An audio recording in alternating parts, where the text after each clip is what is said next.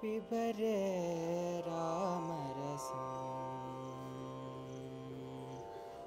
पिबरे रामरसं रसने पिबरे रामरसं पिबरे रामरसं रसने पिबरे रामरसं पिबरे रामरसं रसने पिबरे रामरसं पिबरे रामरसं जनन मरण भय शोकविदूरं जनन मरण भय शोकविदूरं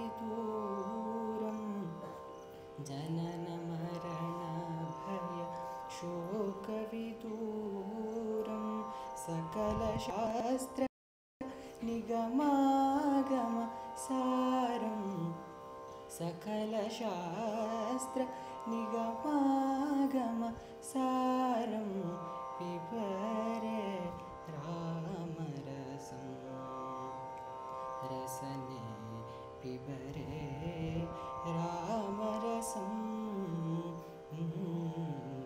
पिबरे रामरसं रसने पिबरे रामरसं पिबरे रामरसं रामरसं रामरसं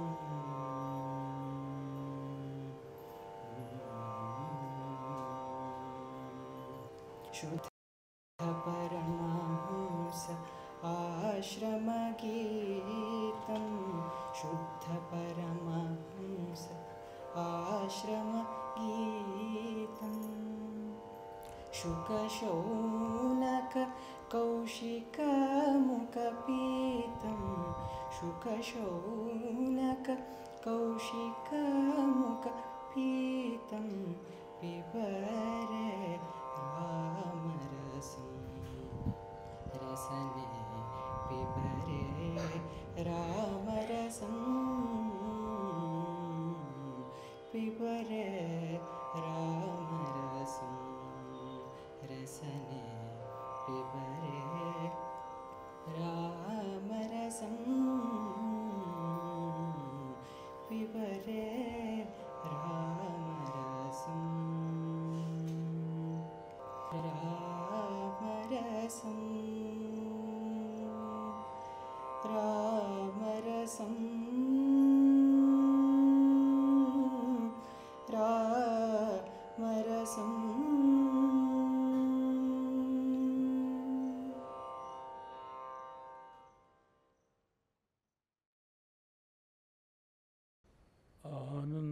आनन्दमानन्दकरं प्रसन्नं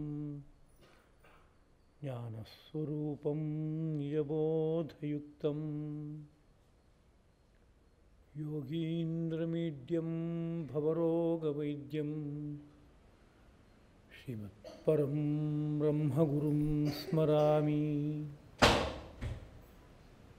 देवकी परमानन्दं कृष्णं वन्दे जगद्गुरुं सर्वोपनिषदो गावः दोग्धा गोपालनन्दनः पार्थोत्सः सुधीर्भोक्ता दुग्धं गीतामृतं महते ಎಲ್ಲೆಲ್ಲೂ ತಾನೇ ತಾನಾಗಿ ಬೆಳಗುವ ಪರಂಜ್ಯೋತಿ ರೂಪವಾದ ಗುರುತತ್ವಕ್ಕೆ ನಮೋ ನಮಃ. ಹೃನ್ಮಂದಿರದಲ್ಲಿ ಜ್ಯೋತಿರೂಪರಾಗಿ ಬೆಳಗುತ್ತಿರುವ ಶ್ರೀರಂಗ ವಿಜಯಲಕ್ಷ್ಮೀ ಸದ್ಗುರು ದಂಪತಿಗಳ ಪವಿತ್ರ ಪದಪದ್ಮಗಳಿಗೆ ಹಾರ್ದವಾದ ಪ್ರಣತಿಗಳು. ಎಲ್ಲ ಸಹೃದಯರಾದ ಜಿಜ್ಞಾಸುಗಳಿಗೂ ಹಾರ್ದವಾದ ನಮನಗಳು.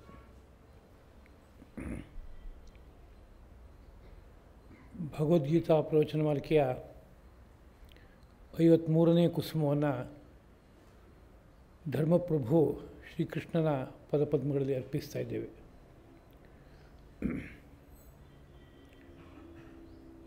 ಐದನೆಯ ಅಧ್ಯಾಯ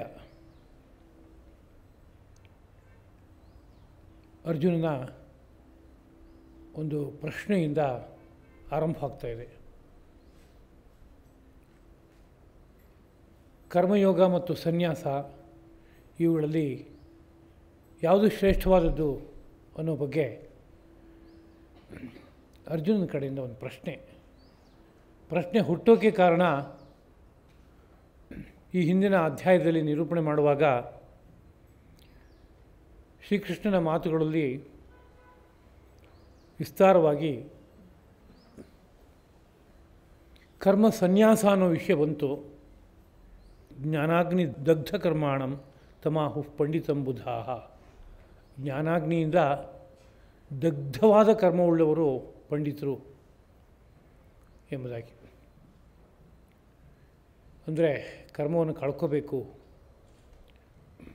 ಜ್ಞಾನ ಅನ್ನೋದು ಅತ್ಯಂತ ಶ್ರೇಷ್ಠವಾದದ್ದು ಅಂತ ಒಂದು ಆಶಯ ಒಳಗಡೆ ವ್ಯಕ್ತವಾಗ್ತಾ ಇದೆ. ಹಾಗೆ ಬ್ರಹ್ಮಾರ್ಪಣಂ ಬ್ರಹ್ಮಹವಿ ಬ್ರಹ್ಮಾಗ್ನೌ ಬ್ರಹ್ಮಣಾಹುತಂ ಬ್ರಹ್ಮೈವ ತೇನ ಗಂತವ್ಯಂ ಬ್ರಹ್ಮಕರ್ಮ ಸಮಾಧಿನ ಮಾತನ್ನು ಈ ಹಿಂದೆ ಅನುಸಂಧಾನ ಮಾಡಿದ್ದೇವೆ.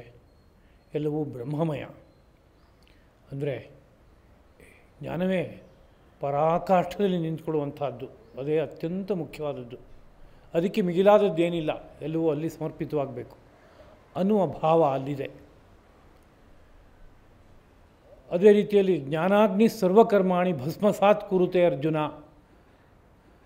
ಹೇ ಅರ್ಜುನ, ಜ್ಞಾನವೆಂಬ ಅಗ್ನಿಯು ಎಲ್ಲ ಕರ್ಮಗಳನ್ನು ಭಸ್ಮವಾಗಿ ಮಾಡಾಕತ್ತೆ. ಅಂದರೆ ಯಾವುದು ದೊಡ್ಡದು ಅಂತಾಯಿತು?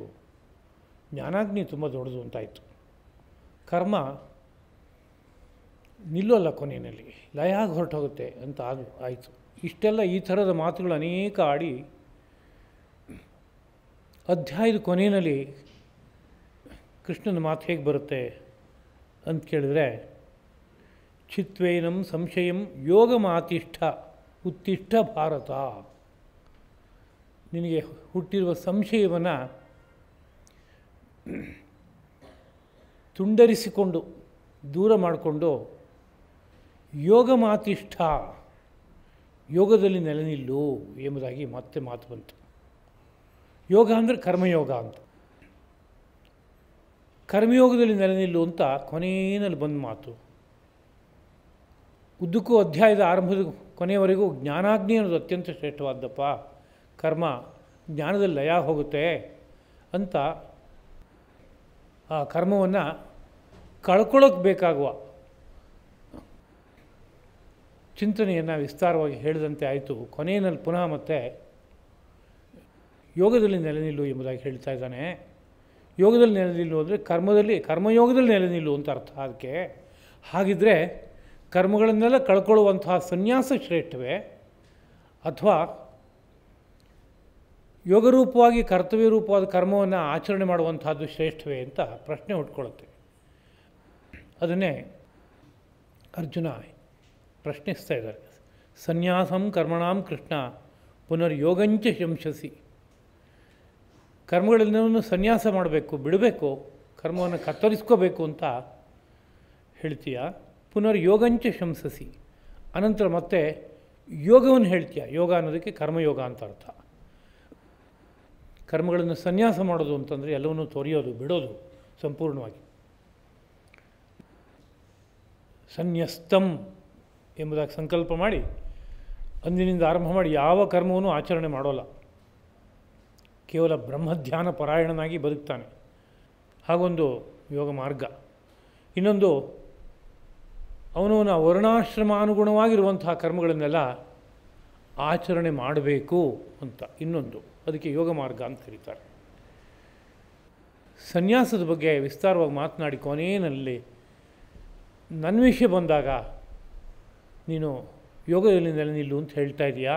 ಹೀಗಿರುವಾಗ ಸನ್ಯಾಸ ಶ್ರೇಷ್ಠವೋ ಯೋಗ ಶ್ರೇಷ್ಠವೋ ಯಾವುದಾದ್ರು ಒಂದು ಶ್ರೇಷ್ಠವಾದದ್ರಲ್ಲಿ ನಾನು ನೆಲೆ ನಿಲ್ಲಬೇಕಲ್ವೇ ಅಂತ ಪ್ರಶ್ನೆ. ಯತ್ ಶ್ರೇಯ ಏತಯೋ ಏಕಂ ತನ್ಮೇ ಬ್ರೂಹಿ ಸುನಿಶ್ಚಿತಂ. ಇದು ಎರಡರಲ್ಲಿ ಶ್ರೇಯಸ್ಕರವಾದದ್ದು ಯಾವುದು, ಒಂದು ಯಾವುದಾದ್ರು ಸುನಿಶ್ಚಿತವಾದ ವಿಷಯವನ್ನು ನನಗೆ ಹೇಳು. ನಿನ್ನ ಮಾತಿನಲ್ಲಿ ಒಂದು ಸರಿ ಸನ್ಯಾಸ ಅತ್ಯಂತ ಶ್ರೇಷ್ಠವಾದದ್ದು ಅಂತ ಅನಿಸುತ್ತೆ, ಇನ್ನೊಂದು ಸರಿ ಯೋಗವನ್ನು ಆಚರಣೆ ಮಾಡು ಅಂತ ನನಗೆ ಹೇಳ್ತಾ ಇದೆಯಾ. ಅತ್ಯಂತ ಶ್ರೇಷ್ಠವಾದ್ದು ಸನ್ಯಾಸವೇ ಆದರೆ ಎಲ್ಲವನ್ನೂ ತ್ಯಾಗ ಮಾಡಿ ನಾನು ಯಾಕೆ ಕಾಡು ಸೇರಬಾರ್ದು, ವನವನ್ನು ಸೇರಬಾರ್ದು, ಅಲ್ಲಿ ಸಾಧನೆಯನ್ನು ಶುರು ಮಾಡಬಾರ್ದು? ಹೀಗೆ ಅರ್ಜುನ ಪ್ರಶ್ನಿಸ್ತಾನೆ. ಕೃಷ್ಣ ಈ ಥರ ಪ್ರಶ್ನೆ ಹುಟ್ಟೋ ತರಹ ಮಾತಾಡಿದಾನೆ ಅಂತ ಅರ್ಥ ಅಲ್ಲ. ಕೃಷ್ಣ ಹೇಳುವ ವಿಷಯವನ್ನು ಸ್ಪಷ್ಟವಾಗಿ ಹೇಳಿದರೂ ಸಹ ಮನಸ್ಸಿನೊಳಗಡೆಗೆ ದ್ವಂದ್ವದ ಬೀಜ ಇದೆ, ಸಂಶಯದ ಬೀಜ ಇದೆ, ಗಾಢವಾಗಿದೆ ಅದು. ಆ ಗಾಢವಾದ ಬೀಜ ಆಗಾಗ ಮಾತುಗಳ ಅರ್ಥವನ್ನು ಸ್ವೀಕರಿಸುವಾಗ ಹೇಗೇಗೋ ತಗೊಳ್ಳೋ ತರಹ ಮಾಡಿಬಿಡುತ್ತೆ. ಕೃಷ್ಣನ ಮನಸ್ಸಿನಲ್ಲಿ ಏನಿದೆ, ಅರ್ಜುನಿಗೆ ನಿಶ್ಚಿತವಾದಂಥ ಒಂದು ಬುದ್ಧಿ ಉಟ್ಕೋಬೇಕು, ಅವನು ಯುದ್ಧಕ್ಕೆ ಸನ್ನದ್ಧನಾಗಬೇಕು, ಕರ್ಮದಲ್ಲಿ ನೆಲೆ ನಿಲ್ಲಬೇಕು, ಅದರಿಂದ ಅವನ ಮಹಾಕರ್ತವ್ಯ ನಿರ್ವಾಹ ಆಗುತ್ತೆ, ಅವನಿಗೆ ಎಲ್ಲವೂ ಸಿದ್ಧವಾಗುತ್ತೆ. ಅದರಿಂದ ಇನ್ನೇನೂ ಬೇಕಿಲ್ಲ. ಅದನ್ನೇ ನಾನಾ ಪ್ರಕಾರವಾಗಿ ಹೇಳ್ತಾ ಹೋಗ್ತಾ ಇರೋದು ಸನ್ನಿವೇಶ ಆದರೂ ಕೂಡ ಬಳಸುವ ಪದಗಳು ಕೆಲವು ಸಂದರ್ಭದಲ್ಲಿ ಯೋಗ ಸನ್ಯಸ್ತ ಕರ್ಮಾಣಂ ಅಂತಂದರೆ ಯೋಗದಿಂದ ಕರ್ಮವನ್ನೆಲ್ಲವನ್ನೂ ಸನ್ಯಾಸ ಮಾಡಿ, ಅಂದರೆ ಕೊನೆಯಲ್ಲಿ ಕರ್ಮವನ್ನೆಲ್ಲ ಸನ್ಯಾಸ ಮಾಡುತ್ತಾನೆ ಉಳಿದಿದ್ದು. ಹೀಗಿದ್ದಾಗ ಆ ಸನ್ಯಾಸವನ್ನು ನಾವು ಈಗಲೇ ಯಾಕೆ ಇಟ್ಕೋಬಾರ್ದು ಅಂತ ಪ್ರಶ್ನೆ ಹುಟ್ಟೋದಕ್ಕೆ ಅವಕಾಶ ಇದೆ. ಮಾತನ್ನು ಅರ್ಥ ಮಾಡ್ಕೋಬೇಕಾದ್ರೆ ಅವ್ರವ್ರ ಸಂಸ್ಕಾರಗಳು ಹೇಗಿರುತ್ತೋ ಅದಕ್ಕೆ ತಕ್ಕಂತೆ ಎಷ್ಟೋ ಸಂದರ್ಭದಲ್ಲಿ ಅರ್ಥ ಮಾಡ್ಕೊಳ್ಳೋದುಂಟು. ಆಗಿರೋದಂದರೆ ಭಾರತ ದೇಶದ ಪದ್ಧತಿ ಪುಸ್ತಕ ಓದಬೇಡ ಅಂತ, ಕೇಳು ಪಾಠನ ಅಂತ. ಇನ್ನು ಪಾಠ ಕೇಳುವಾಗ ಏನು ವೈಶಿಷ್ಟ್ಯ ಇದೆ, ಪುಸ್ತಕದಲ್ಲಿದ್ದಿದ್ದೇ ಪಾಠದಲ್ಲೂ ಹೇಳೋತ್ತಾನೆ, ಇನ್ನೇನು ಹೇಳ್ತಾರೆ ಅಂತ ಕೇಳಿದರೆ, ಹೇಳುವಾಗ ಆ ಧ್ವನಿಯಲ್ಲಿ ಏರಿಳಿತಗಳು ಬರುತ್ತೆ, ಭಾವ ತುಂಬಿಕೊಳ್ಳುತ್ತೆ, ಹಾಗೆ ಮುಖದಲ್ಲಿ ಎಷ್ಟೋ ವಿಷಯಗಳು ವ್ಯಕ್ತವಾಗ್ತಾ ಇರುತ್ತೆ. ಅದೆಲ್ಲವೂ ಸೇರಿ ಒಂದು ವಿಷಯವನ್ನು ಸ್ಫುಟವಾಗಿ ಮನದಟ್ಟು ಮಾಡೋದಕ್ಕೆ ಸಾಧ್ಯವಾಗುತ್ತೆ. ಎಲ್ಲಿ ಯಾರಾದರೂ ಒಬ್ಬರು ಸ್ವಚ್ಛವಾಗಿ ಮಾತನಾಡ್ತಾ ಇದ್ದರೆ ಅದನ್ನು ತೆರೆದ ಹೃದಯದಿಂದ ಕೇಳ್ತಾ ಇದ್ದರೆ ಯಥಾವತ್ತಾಗಿ ಅದನ್ನು ಸ್ವೀಕರಿಸೋಕ್ಕಾಗತ್ತೆ.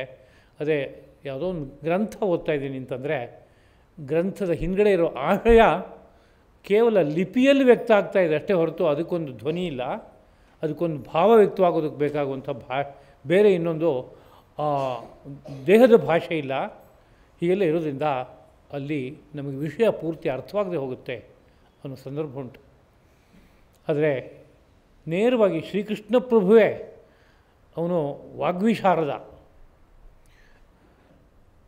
ಉತ್ತರೋತ್ತರ ಯುಕ್ತಿಗಳನ್ನು ಕೊಡೋದರಲ್ಲಿ ಬಹಳ ದಕ್ಷ ಅಂತ ಅನೇಕ ಕಡೆಗಳಲ್ಲಿ ಅವನು ಕೊಂಡಾಡ್ತಾರೆ.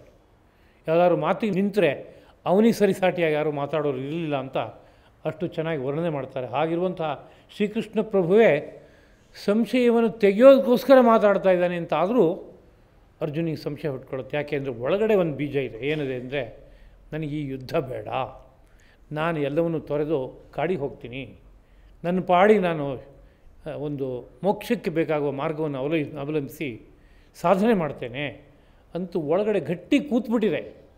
ಆ ಕೂತಿರೋದ್ರಿಂದ ಎಷ್ಟೋ ಮಾತುಗಳು ಸ್ವಲ್ಪ ಭಿನ್ನವಾದ ಅಭಿಪ್ರಾಯವನ್ನು ಮನಸ್ಸಿಗೆ ತಂದುಕೊಟ್ಟು ಸಂದೇಹನ ತಂದುಕೊಡುತ್ತವೆ. ಹೀಗಾಗಿದೆ, ಅದರಿಂದ ಈ ಪ್ರಶ್ನೆಯನ್ನು ಕೇಳ್ತಾ ಇದ್ದಾನೆ ಅಂತ ತಗೋಬೇಕು. ಇದೆಲ್ಲ ಪ್ರಕೃತಿಯ ಸ್ವಭಾವ ಹೇಗಿರುತ್ತೆ ಅನ್ನೋದನ್ನು ಜ್ಞಾಪಿಸೋದಕ್ಕೆ ಬೇಕಾಗುವ ಸಂದರ್ಭವಾಗಿದೆ ಇದು. ಈ ಪ್ರಶ್ನೆಯನ್ನು ಅರ್ಜುನನ ಮುಖೇನ ಹಾಕ್ಕೊಳ್ಳದೇನೆ ಹಾಗೆ ವಿಷಯವನ್ನು ಮುಂದೆ ನಿರೂಪಣೆ ಮಾಡ್ಕೊಂಡು ಹೋಗ್ಬೋದಿತ್ತು. ಅರ್ಜುನ ಸ್ಪಷ್ಟವಾಗಿ ಅರ್ಥ ಮಾಡ್ಕೊಂಡು ಹೊರಟೋದ ಅಂತ ಅನ್ನೋ ರೀತಿಯಲ್ಲಿ ತೋರಿಸ್ಬೋದಿತ್ತು. ಬರಿಬೇಕಾದ್ರೆ ವ್ಯಾಸರು ಎಷ್ಟು ವಿಷಯ ಹೇಳಬೇಕು ಅಷ್ಟು ಮಾತ್ರ ಹೇಳಿ ಕೆಲವಷ್ಟು ವಿಷಯಗಳನ್ನ ಹಾಗೆ ಮುಚ್ಚಿಟ್ಟು ಮುಗಿಸ್ಬೋದಿತ್ತು. ಅದನ್ನೆಲ್ಲ ಯಾಕೆ ಬರೀತಾರೆ ಅಂತ ಕೇಳಿದ್ರೆ, ಇದು ಪ್ರಕೃತಿ ಸ್ವಭಾವ ಹೀಗಿದೆಯಪ್ಪ, ತುಂಬ ಸಾವಧಾನವಾಗಿರು, ಅರ್ಥ ಮಾಡ್ಕೋಬೇಕಾದ್ರೆ ಬಹಳ ಸಾವಧಾನತೆ ಬೇಕು ಅನ್ನೋದನ್ನು ಮನಸ್ಸಿಗೆ ತರೋದಕ್ಕೋಸ್ಕರವಾಗಿ ಇಂಥ ಪ್ರಕರಣಗಳನ್ನು ಉಲ್ಲೇಖ ಮಾಡಿರ್ತಾರೆ ಅನ್ನೋದನ್ನು ಮನಸ್ಸಿಗೆ ತಂದ್ಕೋಬೇಕು. ಮುಂದಿನ ಮಾತು, ಸನ್ಯಾಸ ಕರ್ಮಯೋಗಶ್ಚ ನಿಶ್ರೇಯಸಕರವು ಉಭೌ ತಯೋ ಹಿ ಕರ್ಮಸನ್ಯಾಸಾತ್ ಕರ್ಮಯೋಗೋ ವಿಶಿಷ್ಯತೆ. ಇದು ಕೃಷ್ಣನ ಉತ್ತರ. ಈ ಉತ್ತರದ ಮೇಲೆ ಮತ್ತೆ ಸಂದೇಹ ಬರಬಾರ್ದು. ಆದರೆ ಸಂದೇಹ ಬರೋ ತರಹ ಇದೆ ಮಾತು ಅಂತ ಅನಿಸುತ್ತೆ.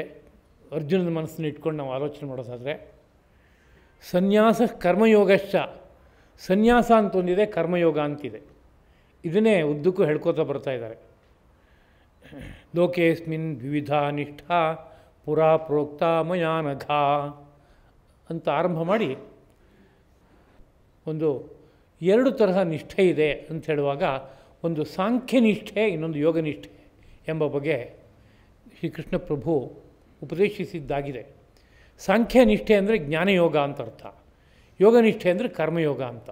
ಇದು 2ರ ನಿಷ್ಠೆ ಇದೆಯಪ್ಪ, ಇದು 2ನ್ನ ಅವಲಂಬಿಸಿಕೊಂಡು ಲೋಕ ಎಲ್ಲ ಉದ್ಧಾರ ಆಗಬೇಕು ಅಂತ ಹೇಳ್ಕೊಂಡು ಬಂದ ಸಂದರ್ಭ ಇದ್ದಾಗ, ಇದು 2ರಲ್ಲಿ ಶ್ರೇಷ್ಠವಾದದ್ದು ಯಾವುದು ಅಂತ ಪ್ರಶ್ನೆ ಈಗ ಹುಟ್ಕೊಂಡಿರೋದು.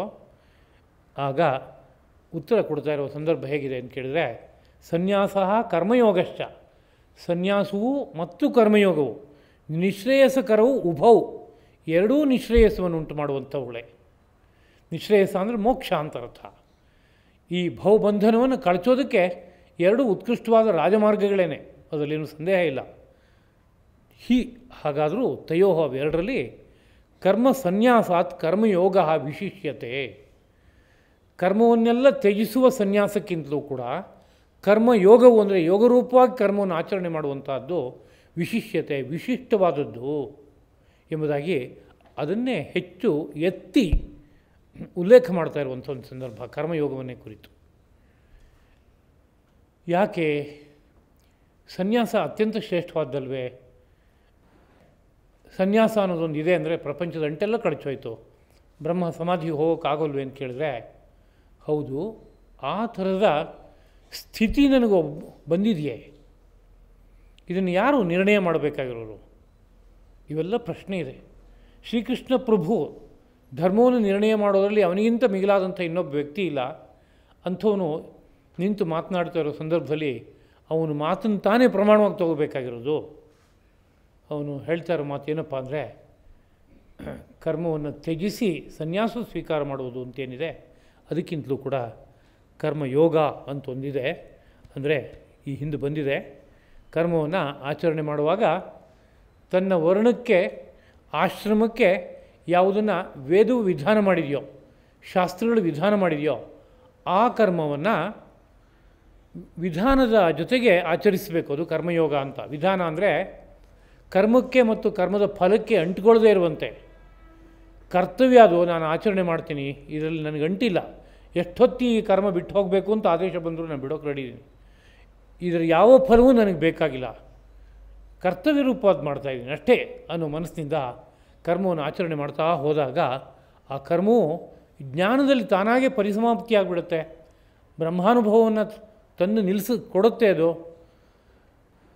ಜ್ಞಾನ ಬೆಳಗುತ್ತೆ. ಹೀಗೆ ಒಂದು ಯಾವ ಯೋಗ ಇದೆಯೋ ಆ ಯೋಗ, ಕರ್ಮಯೋಗ, ಅದು ಶ್ರೇಷ್ಠವಾದದ್ದು, ವಿಶಿಷ್ಟವಾದದ್ದು ಎಂಬುದಾಗಿ ಕೃಷ್ಣನ ಉತ್ತರ. ಮುಂದುವರಿದ ಮಾತು 3ನೇ ಶ್ಲೋಕ. ಜ್ಞೇಯಶ್ಚ ಸ ನಿತ್ಯ ಸನ್ಯಾಸಿ ಯೋ ನ ದ್ವೇಷ್ಟಿ ನ ಕಾಂಕ್ಷತಿ ನಿರ್ದ್ವಂದ್ವೋ ಹಿ ಮಹಾಬಾಹೋ ಸುಖಂ ಬಂಧಾತ್ ಪ್ರಮುಚ್ಯತೆ. ಒಬ್ಬ ಕರ್ಮದಲ್ಲಿ ನಿರತನಾಗಿದ್ದಾನೆ ಅಂತ ಇಟ್ಕೊಳ್ಳೋಣ, ಕರ್ಮಯೋಗಿ ಅವನು, ಬ್ರಹ್ಮಚಾರಿಯಾಗಿರ್ಬೋದು, ಗೃಹಸ್ಥನಾಗಿರ್ಬೋದು, ವಾನಪ್ರಸ್ಥನಾಗಿರ್ಬೋದು. ಆದರೆ ತನಗೆ ಹೇಳಿರುವ ಕರ್ಮವನ್ನು ವ್ಯವಸ್ಥಿತವಾಗಿ ನಿರ್ವಾಹ ಮಾಡ್ಕೋತಾ ಜೀವನ ಮಾಡ್ತಾ ಇದ್ದಾನೆ. ಹಾಗೆ ಮಾಡುವಾಗ ಅವನು ಜ್ಞೇಯ ಸಹ ನಿತ್ಯ ಸನ್ಯಾಸಿ, ಅವನು ನಿತ್ಯ ಸನ್ಯಾಸಿ ಎಂಬುದಾಗಿಯೇ ಕರೆಯಲ್ಪಡುತ್ತಾನೆ. ಸನ್ಯಾಸ ಸ್ವೀಕಾರ ಮಾಡಿಲ್ಲ, ಮುಂಡನ ಮಾಡಿಸ್ಕೊಂಡಿಲ್ಲ, ಕಾವಿ ಬಟ್ಟೆ ಹುಟ್ಟಿಲ್ಲ, ಎಲ್ಲ ಸರ್ವಂ ತ್ಯಕ್ತಂ ಸರ್ವಂ ನ್ಯಸ್ತಂ ಅಂತ ಹೇಳಿ ಪ್ರತಿಜ್ಞೆ ಮಾಡಿ ಹೋಗಲಿಲ್ಲ ಅರಣ್ಯಕ್ಕೆ. ಆದರೆ ಅವನು ನಿತ್ಯ ಸನ್ಯಾಸಿ. ಯೋನ ದ್ವೇಷ್ಟಿನ ಕಾಂಕ್ಷತಿ, ಯಾರು ದ್ವೇಷಿಸೋದಿಲ್ವೋ ಮತ್ತು ಬಗೆ ಬಗೆಯಾದ ಬಯಕೆಯನ್ನು ತೋರಿಸ್ಕೊಳ್ಳಲ್ವೋ, ಇಟ್ಕೊಳ್ಳಲ್ವೋ ಅಂಥವನು ನಿರ್ದ್ವಂದ್ವ, ದ್ವಂದ್ವಗಳಿಂದ ಪೀಡಿತನಲ್ವೋ. ದ್ವಂದ್ವ ಅಂದರೆ ಸುಖ ದುಃಖ ಮೊದಲಾದದ್ದು, 2 ವಿರುದ್ಧ ಧರ್ಮಗಳು, ಶೀತ ಉಷ್ಣ, ಸುಖ ದುಃಖ, ಹಿತ ಅಹಿತ, ಪ್ರಿಯ ಅಪ್ರಿಯ, ಹೀಗೆ ಪರಸ್ಪರ ವಿರುದ್ಧವಾದದ್ದು ಜೀವನದಲ್ಲಿ ಬೇಕಾದಷ್ಟು ಘಟಿಸ್ತಾ ಹೋಗುತ್ತೆ. ಅವುಗಳಿಂದ ಯಾವುದೇ ರೀತಿಯಲ್ಲೂ ಪ್ರಭಾವಿತನಾಗಿ ಬೇರೆ ಬೇರೆ ಭಾವಕ್ಕೆ ವಶನಾಗೋಲ್ಲ. ಹಾಗಿದ್ದರೆ ಅವನು ನಿರ್ದ್ವಂದ್ವ. ತುಂಬ ಸುಖ ಬಂತು ಹಿಗ್ಗೋಲ್ಲ, ಒಂದೇ ತರಹ ಇರ್ತಾನೆ. ಕೋಟಿ ದುಡ್ಡು ಬಂತು, ಅಹಂಕಾರ ಇಲ್ಲ. ಅಪಾರವಾದ ತಿಳುವಳಿಕೆ ಬಂದು ಸೇರಿಕೊಂಡಿದೆ, ಅಲ್ಲೂ ಕೂಡ ಯಾವುದೇ ರೀತಿಯಲ್ಲ ಪ್ರಕೃತಿಯಲ್ಲಿ ವಿಕಾರ ಇಲ್ಲ, ಆಗಿದ್ದಾನೆ. ಅದೇ ರೀತಿಯಲ್ಲಿ ಎಲ್ಲ ಕಳಚೋಯ್ತು, ಏನೂ ಇಲ್ಲ ಅನ್ನೋ ಸ್ಥಿತಿ ಬಂತು, ಆಗಲೂ ಕೂಡ ಯಾವುದೇ ವಿಕಾರಕ್ಕೊಳಗಾಗಿಲ್ಲ, ನೋವಿಲ್ಲ ಅವನಿಗೆ, ಒಂದೇ ತರಹ ಇದ್ದಾನೆ. ಹಾಗಿದ್ದಾಗ ಅವನಿಗೆ ನಿರ್ದ್ವಂದ್ವ, ದ್ವಂದ್ವಗಳ ಬಾಧೆ ಇಲ್ಲ ಅಂತ ಅರ್ಥ. ಅಂಥ ವ್ಯಕ್ತಿ ಮಹಾಬಾಹೋ, ಎಲೆ ಮಹಾಬಾಹುವಾದ ಅರ್ಜುನನೇ, ಕ್ಷತ್ರಿಯೋತ್ತಮನೇ, ಸುಖಂ ಬಂಧಾತ್ ಪ್ರಮುಚ್ಯತೆ. ಈ ಭವಬಂಧನದಿಂದ, ಸಂಸಾರವೆಂಬ ಹುಟ್ಟು ಸಾವುಗಳೆಂಬ ಬಂಧನದಿಂದ ಸುಖಂ ಪ್ರಮುಚ್ಯತೆ, ಸುಖವಾಗಿ ಮುಕ್ತಿಯನ್ನು ಹೊಂತಾನೆ ಅಂತ. ಅಂದರೆ ಬಹಳ ಕಷ್ಟಪಟ್ಟು ಏನೋ ಬಿಡಿಸ್ಕೊಂಡು ಬಂದೆ ಅನ್ನೋ ಸಂದರ್ಭವೂ ಇರ್ಬೋದು ಲೋಕದಲ್ಲಿ. ಯಾರೋ 4-6 ಜನ ಶತ್ರುಗಳು ಬಂದು ಕೈಕಾಲು ಕಟ್ಟಿ ಹಿಡಿದು ಹಾಕ್ಕೊಂಬಿಟ್ಟಾರೆ, ಬಹಳ ಕಷ್ಟಪಟ್ಟು ಬಿಡಿಸ್ಕೊಂಬಂದೆ ಅನ್ನೋ ವಿಷಯವೂ ಇರ್ಬೋದು. ಅನಾಯಾಸವಾಗಿ ಕಿತ್ತು ಎಸ್ದು ಎಲ್ಲ ಶತ್ರುಗಳನ್ನು ಒಂದೇ ಕ್ಷಣಕ್ಕೆ ತಪ್ಪಿಸ್ಕೊಂಡು ಬಂದೆ ಅನ್ನೋ ವಿಷಯವೂ ಇರ್ಬೋದು. ಅದು ಹೇಗಿದೆ, ಹಾಗೆ ಇಲ್ಲೂ ಕೂಡ ಭವಬಂಧನವನ್ನು ಸುಖಂ ಅಂದರೆ ಸುಖವಾಗಿ ಯಾವ ಕ್ಲೇಶವೂ ಇಲ್ಲದೇ ಬಿಡಿಸ್ಕೊಳ್ಳೋಕ್ಕೆ ಬರುತ್ತೆ. ಆದ್ದರಿಂದ ಕರ್ಮಯೋಗ ಅತ್ಯಂತ ಶ್ರೇಷ್ಠವಾದದ್ದು. ಮುಂದಿನ ಮಾತು, ಈ ಹಿಂದೆ ಜ್ಞಾನಯೋಗ ಕರ್ಮಯೋಗ ಅನ್ನೋ ವಿಷಯವನ್ನು ಪ್ರಸ್ತಾಪ ಮಾಡಿ ಎರಡರ ಬಗ್ಗೆನೂ ಒಂದು ನಿಲುವನ್ನು ಕೊಟ್ಟಿರುವಂಥ ವಿಷಯ ಇದೆ. ಆಡಿದ ಆ ಮಾತನ್ನು ಮತ್ತೆ ಸ್ಮರಣೆ ಮಾಡಿಕೊಳ್ತಾ ಶ್ರೀಕೃಷ್ಣ ಪ್ರಭು, ಸಾಂಖ್ಯಯೋಗವು ಪೃಥಕ್ ಬಾಲಾಸ್ಪ್ರವದಂತಿನ ಪಂಡಿತಾ ಏಕಮಪ್ಯಾಸ್ಥಿತ ಸಮ್ಯಕ್ ಉಭಯೋ ವಿಂದತೆ ಫಲಂ. ಸಾಂಖ್ಯ ಯೋಗ ಅಂತ ಎರಡಿದೆಯಪ್ಪ ಅಂತ ವಿಷಯವನ್ನು ಆರಂಭ ಮಾಡೋದು. ಯಾಕೆ ಈ ಎರಡು ಹೊಸ ಪದಗಳು ಬಂತು ಅಂದರೆ, ಹಿಂದೆ ಈ ಪದಗಳನ್ನು ಬಳಸಿ ಜ್ಞಾನಯೋಗ ಮತ್ತು ಕರ್ಮಯೋಗವನ್ನು ನಿರೂಪಣೆ ಮಾಡಿದ್ದಾಗಿದೆ. ಸಾಂಖ್ಯ ಅಂತಂದರೆ ಜ್ಞಾನಯೋಗ ಅಂತ ಅರ್ಥ, ಯೋಗ ಅಂದರೆ ಕರ್ಮಯೋಗ ಅಂತ ಅರ್ಥ. ಇದೆರಡನ್ನೂ ಹಿಂದೆ ನಿರೂಪಣೆ ಮಾಡಾಗಿದೆ. ಜ್ಞಾನಯೋಗೋ ನಾಮ, ಕರ್ಮಯೋಗೋ ನಾಮ ಎಲ್ಲ ಆಗಿದೆ.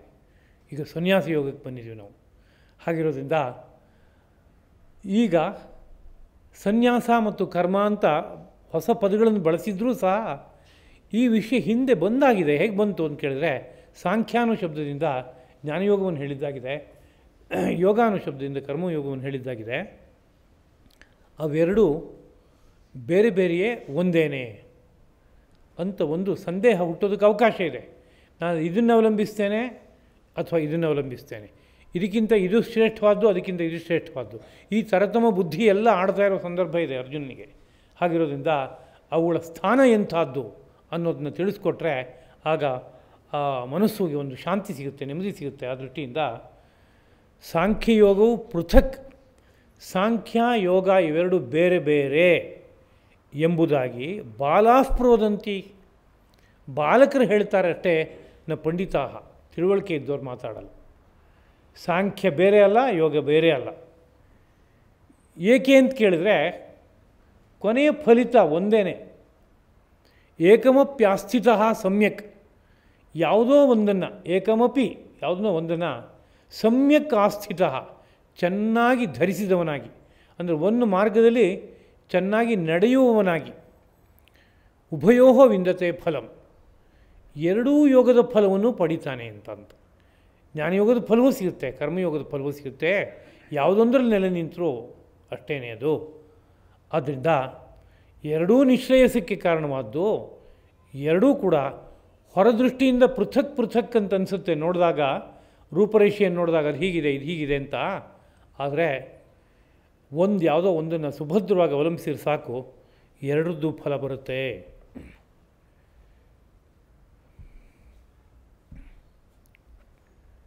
ಐದನೇ ಶ್ಲೋಕ, ಯತ್ ಸಾಂಖ್ಯೈ ಪ್ರಾಪ್ಯತೆ ಸ್ಥಾನಂ ತತ್ ಯೋಗೈರಪಿ ಗಮ್ಯತೆ, ಏಕಂ ಸಾಂಖ್ಯಂಚ ಯೋಗಂಚ ಯಃ ಪಶ್ಯತಿ ಸ ಪಶ್ಯತಿ.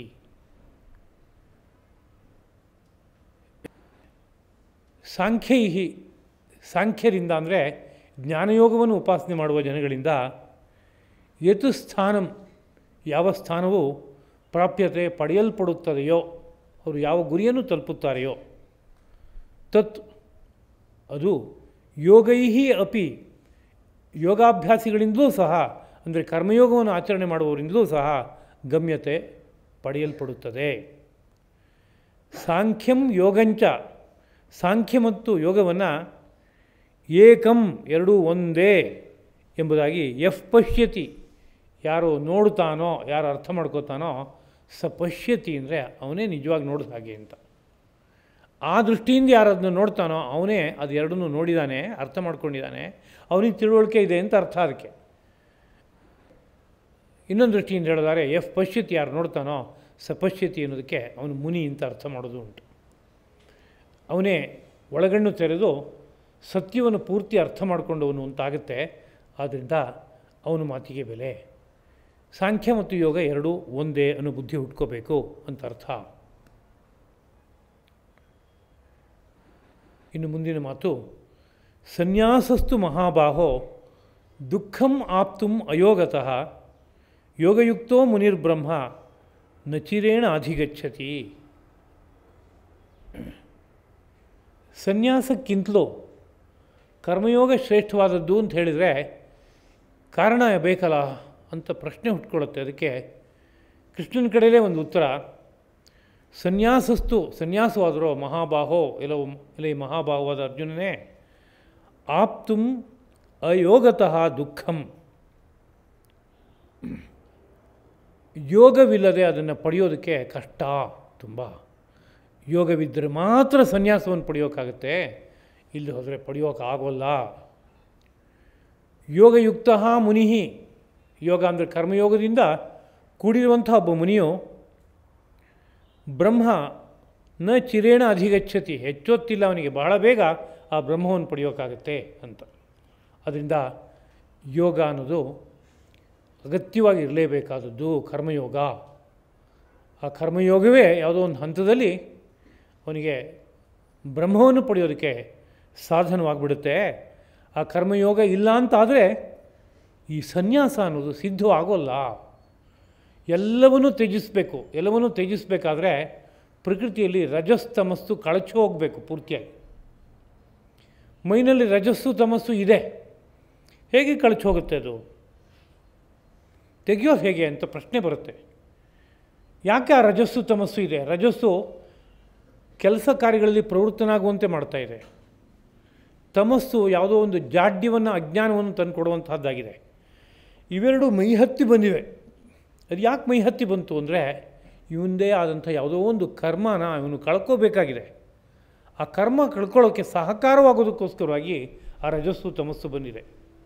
ರಜಸ್ಸು ಏನು ಮಾಡುತ್ತೆ ಅಂದರೆ ಕಾರ್ಯದಲ್ಲಿ ಪ್ರವೃತ್ತನಾಗುವಂತೆ ಮಾಡುತ್ತೆ. ಯಾಕೆ ಪ್ರವೃತ್ತನಾಗುವಂತೆ ಮಾಡುತ್ತೆ ಅಂದರೆ ಹಿಂದಿನ ಜನ್ಮಗಳಲ್ಲಿ ಸಂಪಾದಿಸಿದ ಯಾವುದ್ಯಾವುದೋ ಕರ್ಮಗಳು ಇಲ್ಲಿ ಸವೆಯಬೇಕಾಗಿದೆ. ಹಿಂದಿನ ಜನ್ಮಗಳಲ್ಲಿ ಬೇರೆಯವರಿಂದ ಉಪಕಾರ ಪಡೆದಿದ್ದಾನೆ ಬೇಕಾದಷ್ಟು, ಅವರಿಗೆ ಪ್ರತ್ಯುಪಕಾರದ ನಿರೀಕ್ಷೆ ಇತ್ತು, ಮಾಡಿಲ್ಲ. ಅಥವಾ ಕರ್ತವ್ಯ ರೂಪವಾಗಿ ಅವರಿಗೇನು ಸಲ್ಲಿಸಬೇಕೋ ಅದನ್ನು ಸಲ್ಲಿಸಲಿಲ್ಲ. ಅದು ಸಾಲವಾಗಿ ಉಳ್ಕೊಂಬಿಟ್ಟಿದೆ ಹಿಂದಿನ ಜನ್ಮದಲ್ಲಿ. ಅದನ್ನು ಈಗ ತೀರಿಸ್ಕೋಪ ಅಂತ ಇಲ್ಲೊಂದು ಜನ್ಮ ಬಂದಿದೆ. ಇಲ್ಲಿ ರಜಸ್ ಮೈನಲ್ಲಿ ಕೂತ್ಕೊಂಡಿರೋದು ಯಾತಕ್ಕೋಸ್ಕರ ಅಂದರೆ ಕಷ್ಟಪಟ್ಟು ದುಡಿ. ಯಾತಕ್ಕೆ ದುಡಿಬೇಕು? ನಿನ್ನ ಕರ್ತವ್ಯ ಇದೆ, ಸಾಲ ತೀರಿಸೋಕ್ಕೋಸ್ಕರ ಬಂದಿದೆಯಾ ನೀನು. ಆ ಸಾಲ ತೀರಿಸಬೇಕಾದ್ರೆ ನೀನು ದುಡಿಬೇಕಾಗಿದೆ, ಕರ್ತವ್ಯನ ನಿರ್ವಾಹ ಮಾಡಬೇಕಾಗಿದೆ. ಅದಕ್ಕೆ ಸಹಜವಾಗಿ ಬಂದಿರುವಂಥ ರಜಸ್ಸು. ಹಾಗೆ ತಮಸ್ಸಿದೆ ಪಕ್ಕದಲ್ಲಿ. ಆ ತಮಸ್ಸು ಪ್ರಕೃತಿಯಲ್ಲಿ ಯಾವುದೋ ಒಂದನ್ನು ಮುಚ್ಚಿ ಯಾವುದೋ ಒಂದನ್ನು ತೆರೆಸಿ, ಕುದುರೆಗೆ ಹೇಗೆ ಆ ಕಡೆ ಈ ಕಡೆ ಎರಡೂ ಕಡೆಗೂ ಕಟ್ಟಿದಾಗ ಎಲ್ಲೋ ದಿಕ್ಕು ತಪ್ಪು ಹೋಗದೆ ನೇರ ಹೋಗೋಕ್ಕೆ ಅವಕಾಶ ಆಗುತ್ತೋ ಹಾಗೆ ಆ ತಮಸ್ಸು ಕೂಡ ಒಂದು ನೇರದಲ್ಲಿ ಕರ್ಮಯೋಗದಲ್ಲಿ ನೆಲೆ ಬೇಕಾಗುವಂಥ ಒಂದು ಸ್ಥಿತಿಯನ್ನು ತಂದುಕೊಡುತ್ತೆ. ಅದರಲ್ಲಿ ಗುಣಭಾಗವೂ ಬೇಕಾದಷ್ಟಿದೆ. ತಮಸ್ಸನ್ನೋ ಮಾತ್ರಕ್ಕೆ ಅದನ್ನ ಸರ್ವಥಾ ತ್ಯಾಜ್ಯ ಅಂತ ಕರೆಯೋಕ್ಕಾಗಲ್ಲ. ಹಿಂದಿನ ಪಾಠದಲ್ಲಿ ನೆನಪಿಸ್ಕೊಂಡಿದ್ದಾಗಿದೆ. ತಮಸ್ಸಿಲ್ಲದೆ ಹೋದ್ರೆ ನಿದ್ದೆ ಬರೋಲ್ಲ. ತಮಸ್ಸಿಲ್ಲದೆ ಹೋದರೆ ಒಂದು ವಿಷಯವನ್ನು ಮರೆತು ಇನ್ನೊಂದು ವಿಷಯಕ್ಕೆ ಹೋಗೋಕ್ಕಾಗಲ್ಲ. ಯಾವುದೋ ಒಂದು ವಿಷಯ ಬಿಟ್ಟು ನಾನು ಇನ್ನೊಂದು ವಿಷಯಕ್ಕೆ ಹೋಗಬೇಕು, ಏಕಾಗ್ರವಾದ ಮನಸ್ಸಿನಿಂದ ಪ್ರಾಪಂಚಿಕವಾದ ವಿಷಯವನ್ನಷ್ಟು ತ್ಯಜಿಸಿ ಧ್ಯಾನಮಗ್ನನಾಗಬೇಕು ಅಂತ ಮನಸ್ಸಿದ್ದರೆ ತಮಸ್ಸು ಬಂದು ಉಳಿದಿದ್ದನ್ನೆಲ್ಲ ಮುಚ್ಚಿಕೊಟ್ರೆ ಆಗ ಏಕಾಗ್ರವಾದ ಬುದ್ಧಿಯಿಂದ ಒಂದನ್ನು ಭಾವಿಸೋಕ್ಕೆ ಸಾಧ್ಯ ಆಗುತ್ತೆ. ಅದನ್ನು ತಮಸ್ಸಿಗೆ ಒಂದು ದೊಡ್ಡ ಸ್ಥಾನ ಇದೆ, ತೆಗೆದುಹಾಕೋಕ್ಕಾಗೋಲ್ಲ. ಆ ತಮಸ್ಸು ಯಾತಕ್ಕೆ ಇಲ್ಲಿ ವಿಶೇಷವಾಗಿ ಬಂದು ನಿಂತಿದೆ ಅಂದರೆ ಅದು ತನ್ನ ಪಾತ್ರ ನಿರ್ವಾಹ ಮಾಡಿ ಹಿಂದಿನ ಜನ್ಮಗಳಲ್ಲಿ ಸಂಪಾದಿಸಿದ ಕರ್ಮವನ್ನು ಸವೆಸ್ಕೊಳ್ಳೋದಕ್ಕೆ ಸಹಕಾರ ಕೊಡೋಕ್ಕೆ ಹೊರಟಿದೆ ಅದು. ಆ ಸಹಕಾರವನ್ನು ಬಳಸ್ಕೋ, ಕರ್ತವ್ಯವನ್ನು ನಿರ್ವಾಹ ಮಾಡು ಎಂಬುದಾಗಿ ಹೇಳ್ತಾ ಇದೆ. ಅದರಿಂದ ಯೋಗಯುಕ್ತನಾದಂಥ ವ್ಯಕ್ತಿ ಅಚಿರೇಣ ಅಥವಾ ನ ಚಿರೇಣ, ಹೆಚ್ಚು ಕಾಲವಿಲ್ಲದೆ, ಚಿರೇಣ ಅಂದರೆ ದೀರ್ಘಕಾಲದಿಂದ ಅಂತ, ನ ಚಿರೇಣ ಅಂದರೆ ದೀರ್ಘಕಾಲವಿಲ್ಲದೆ ಅತ್ಯಂತ ಶೀಘ್ರವಾಗಿ ಬ್ರಹ್ಮ ಅಧಿಗಚ್ಚತಿ, ಬ್ರಹ್ಮವನ್ನು ಪಡಿತಾನೆ. ಯಾವಾಗ ಪಡಿತಾನೆ ಅಂತ ಕೇಳಿದ್ರೆ ಕರ್ಮ ಸವಿತ ಬಂದಾಗ, ಆಯಾ ದಿನ ಆಯಾ ಕರ್ಮವನ್ನು ಕರ್ತವ್ಯವನ್ನು ನಿರ್ವಾಹ ಮಾಡಿದ ಕೂಡಲೇ ಒಂದು ಸಾಲ ಕಳೀತು, ಋಣ ಕಳೀತಾ ಬಂತು.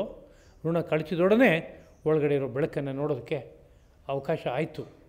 ಹಾಗೆ ಅನುದಿನವೂ ಒಂದೊಂದು ತನ್ನ ಹಿಂದಿನ ಜನ್ಮದ ಸಾಲರೂಪವಾಗಿ ಬಂದಿರುವಂಥ ಕರ್ಮಗಳನ್ನು ಕಳ್ಕೋತಾ ಬ್ರಹ್ಮವನ್ನು ದರ್ಶನ ಮಾಡ್ತಾ ಕೊನೆಯಲ್ಲಿ ಎಲ್ಲವನ್ನೂ ತ್ಯಜಿಸೋದಕ್ಕೆ ಬೇಕಾಗುವಂಥ ಒಂದು ಸ್ಥಿತಿ ಬಂದಾಗ ಅದು ಸನ್ಯಾಸ. ಆ ಸನ್ಯಾಸ ಮುಂದಕ್ಕೆ ಅವನಿಗೆ ಸಹಜವಾಗಿಯೇ ಏರ್ಪಡುತ್ತೆ. ಆದ್ದರಿಂದ ಯೋಗವೆಂಬುದು ಅಂದರೆ ಕರ್ಮಯೋಗವೆಂಬುದು ಅತ್ಯಂತ ಅಗತ್ಯವಾಗಿ ಬೇಕಾದದ್ದು, ಅದು ತ್ಯಾಜ್ಯವಾದದ್ದಲ್ಲ ಎಂಬುದಾಗಿ ಶ್ರೀಕೃಷ್ಣ ಪ್ರಭು ಉಪದೇಶಿಸ್ತಾ ಇದ್ದಾನೆ. ಭಗವದ್ಗೀತೆಯಲ್ಲಿ ಬಂದಿರುವ ಒಂದೊಂದು ಮಾತುಗಳೂ ಸಹ ಯೋಗದ ಪರಮರಹಸ್ಯವನ್ನು, ವೇದಾಂತದ ಪರಮರಹಸ್ಯವನ್ನು ವ್ಯಕ್ತಪಡಿಸುವಂಥ ಮಾತುಗಳಾಗಿವೆ. ಒಂದೊಂದು ಮಾತು ದಿಗ್ದರ್ಶಕವಾಗಿದೆ. ಸುಭದ್ರವಾಗಿ ಅವಲಂಬಿಸಿದರೆ ಇಡೀ ಜೀವನವನ್ನು ಸುಂದರವಾಗಿ ಮಾಡ್ಕೊಳ್ಳೋಕೆ ಬೇಕಾಗುವಂಥ ಮಾತುಗಳಾಗಿದೆ. ಆದರೆ ಆ ಮಾತುಗಳ ಅರ್ಥವನ್ನು ಕೇಳಿ ಅರ್ಥ ಮಾಡಿಕೊಂಡು, ಮನದಟ್ಟು ಮಾಡಿಕೊಂಡು, ಪೂರ್ವಾಪರ ವಿರೋಧವಿಲ್ಲದೆ ಇರುವಂತೆ ಆಶಯ ಏನಿದೆ, ಕೃಷ್ಣನ ಆಶಯ ಎಂಬುದನ್ನು ಮನಸ್ಸಿಗೆ ತಂದುಕೊಂಡು ದೃಢಪಡಿಸ್ಕೋಬೇಕು ಮತ್ತು ಅದರ ಮೇಲೆ ಜೀವನವನ್ನು ನಿರ್ಭರವಾಗಿ ನಿಲ್ಲಿಸ್ಕೋಬೇಕು. ಒಂದು ಜೀವನ ಯಾತ್ರೆ ನಿಶ್ಚಿಂತೆಯಾಗಿ ಸಾಗುವಂತೆ ಆಗಬೇಕು. ಮಧ್ಯದಲ್ಲಿ ಹಾಗೋ ಹೀಗೋ ಅಂತ ಸಂದಿಗ್ಧತೆ ಬರಬಾರ್ದು. ನಾನು ಈ ಮಾರ್ಗದಲ್ಲಿ ಹೋಗ್ತಾ ಇದ್ದೀನಿ, ಆ ಮಾರ್ಗದಲ್ಲಿ ಹೋಗಿದ್ದು ಚೆನ್ನಾಗಿತ್ತಲ್ಲ ಅಂತ ಅನಿಸಿದರೆ ಈ ಮಾರ್ಗವೂ ಇಲ್ಲ ಆ ಮಾರ್ಗವೂ ಇಲ್ಲ ಅಂತ ಆಗುತ್ತೆ. ಅದು ಹೇಳೋದುಂಟು, ಎರಡು ದೋಣಿಯಲ್ಲಿ ಕಾಲು ಹಾಕಿದ್ರೆ ಏನಾಗುತ್ತೆ, ಒಂದು ದೋಣಿ ಹಾಗೋಗುತ್ತೆ, ಒಂದು ದೋಣಿ ಹೀಗೋಗುತ್ತೆ, ಕುಸಿದು ನೀರಿನಲ್ಲಿ ಬಿದ್ದು ಹೊರಟು ಹೋಗ್ತಾನೆ ಅವನು. ಹಾಗಾಗಬಾರ್ದು. ಒಂದು ನಿಶ್ಚಿತ ಮತಿ ಇದೇ ನನಗೆ ಮಾರ್ಗ ಜೀವನದಲ್ಲಿ, ಇದರಲ್ಲಿ ಪಟ್ಟಿಡಿದು ಸಾಧನೆ ಮಾಡ್ಕೊಂಡು ಹೋಗ್ತೀನಿ, ಗುರಿ ತಲುಪೋಕೆ ಸಾಧ್ಯವಾಗುತ್ತೆ. ಅದಲ್ಲದೆ ಇನ್ನೊಂದು ಮಾರ್ಗ ಇರಬಹುದು, ಆದರೆ ನನ್ನ ಮೈಗೆ ಹೊಂದುತ್ತಾ ಅದು. ನನ್ನ ಮೈ ಹೇಗಿದೆ, ರಜಸ್ಸು ತಮಸ್ಸು ಇವುಗಳಿಂದ ತುಂಬಿದೆ. ಕರ್ತವ್ಯ ಕರ್ಮವನ್ನು ನಿರ್ವಾಹ ಮಾಡೋದಕ್ಕೆ ಬೇಕಾಗುವಂತಹ ಸಿದ್ಧತೆಯ ಜೊತೆಗೆ ಮೈ ಬಂದಿದೆ.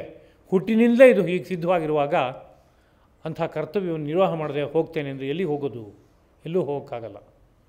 ಕರ್ತವ್ಯ ಲೋಪ ಮಾಡಿಕೊಂಡಂತಾಗುತ್ತೆ. ಇವೆಲ್ಲ ಇರೋದ್ರಿಂದ ಯೋಗಯುಕ್ತನಾಗು, ಕರ್ಮಯೋಗದಲ್ಲಿ ನೆಲೆ ನಿಲ್ಲೋ, ಆಸಕ್ತನಾಗಿ ಕರ್ಮವನ್ನು ಆಚರಣೆ ಮಾಡ್ಕೋತ ಹೋಗೋ, ಪರಿಣಾಮವಾಗಿ ನಿನಗೆ ಬ್ರಹ್ಮಸಿದ್ಧಿ ಉಂಟಾಗುತ್ತೆ ಎಂಬುದಾಗಿ ಶ್ರೀಕೃಷ್ಣ ಪ್ರಭು ಸಾರ್ತಾ ಇದ್ದಾನೆ ಎಂಬುದಾಗಿ ಭಾವಿಸ್ತಾ,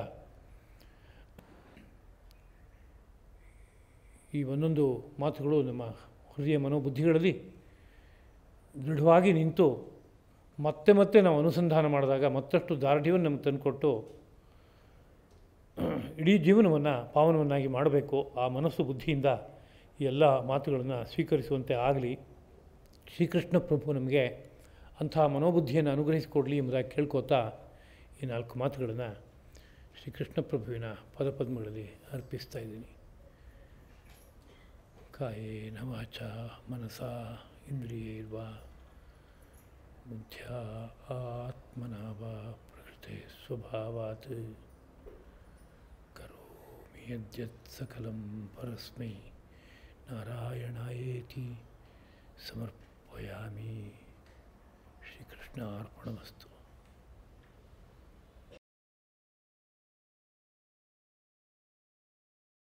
ಊರದೇವರ ಮಾಡಬೇಕಣ್ಣ ತನ್ನೊಳಗೆ ತಾನೇ, ಊರದೇವರ ಮಾಡಬೇಕಣ್ಣ ತನ್ನೊಳಗೆ, ಊರದೇವರ ಮಾಡಬೇಕಣ್ಣ ತನ್ನೊಳಗೆ ತಾನೇ, ಊರದೇವರ ಮಾಡಬೇಕಣ್ಣ. ಊರ ದೇವರ ಮಾಡಿರೆಂದು ಸಾರುತ್ತಿದೆ ಶ್ರುತಿ ಇರುಳು ಹಗಲು. ಊರ ದೇವರ ಮಾಡಿರೆಂದು ಸಾರುತ್ತಿದೆ ಶ್ರುತಿ ಇರುಳು ಹಗಲು. ದ್ವಾರಗಳೊಂಬತ್ತು ಮುಚ್ಚಿ ನಿಲ್ಲಿಸಿ ಭ್ರೂ ಮಧ್ಯದಲ್ಲಿ. ದ್ವಾರಗಳೊಂಬತ್ತು ಮುಚ್ಚಿ ನಿಲ್ಲಿಸಿ ಭ್ರೂ ಮಧ್ಯದಲ್ಲಿ. ಊರ ದೇವರ ಮಾಡಬೇಕಣ್ಣ ತನ್ನೊಳಗೆ ತಾನೇ. ಊರ ದೇವರ ಮಾಡಬೇಕಣ್ಣ. ಎಷ್ಟು ಯುಗಗಳು ತೀರಿ ಹೋಯ್ತಣ್ಣ ದೇವರ ಮಾಡದೆ ಕಷ್ಟದಿಂದ ನೊಂದೆ ಕಾಣಣ್ಣ.